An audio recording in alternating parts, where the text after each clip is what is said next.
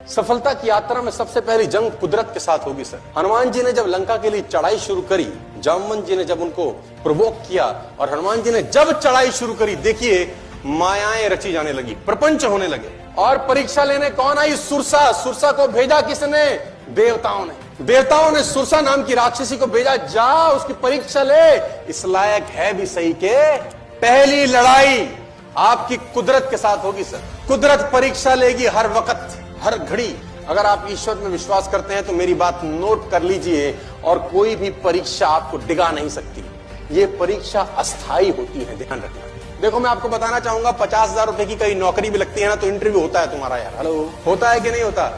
और नौकरी अगर 1 लाख रुपए की है तो इंटरव्यू तगड़ा होता है कि ढीला होता है? तगड़ा होता है। और नौकरी अगर 5 लाख रुपए महीने की है तो इंटरव्यू कैसा होता है? और नौकरी अगर 10 लाख रुपए महीने की है तो ठुकाई होगी कि नहीं होगी? जिंदगी में बेहतर होना है तो ठुकाई ज्यादा बेहतर होगी सर।